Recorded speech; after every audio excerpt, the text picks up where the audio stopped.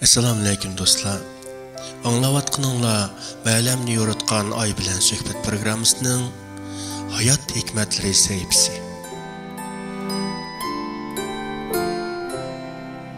Kambag'al bir kishi yaratquchiga nola qilishga boshlabdi. Ey Allah! Nimishqini boshqa bandilaringdan kam ko'rding? Nimishqa rizqimni kam qilib yaratding? Buning bu gaplarni bir yo'lovchi anglab qopti va uningdan so'rabdi. Hey birodar, tinchlikmi? Nimadan norozi bo'tsan? O kishi Allah menga ko'p rizq ato qilmaydi. Tinmay mehnat qilaman. Biroq shu kambag'allikdan hech qutulolmayapman qira. Yo'lovchi biroz o'ylanib turgandan keyin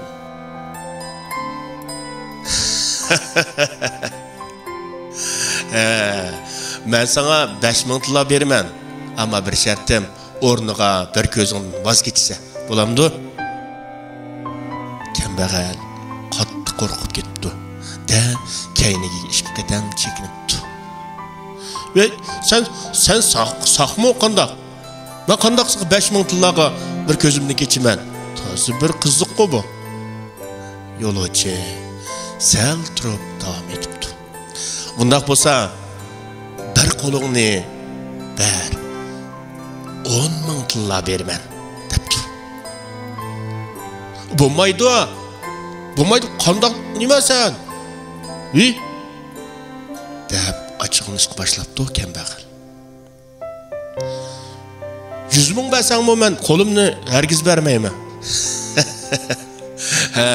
Mayli undaq bo'lsa, shu 10,000 tillaga bir barmog'ingni ber. Qanda?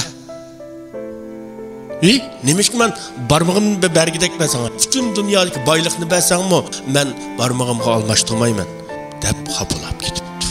Uning bu gapini anglagan yo'lovchi maqsadiga yetibdi. O mundaq debdi. Ey nashkur banda.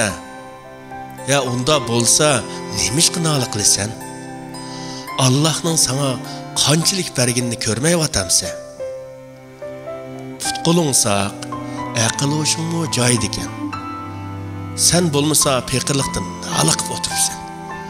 Alloh bergan shu ne'matga shukr qilishing kerak emasmi? Debdi.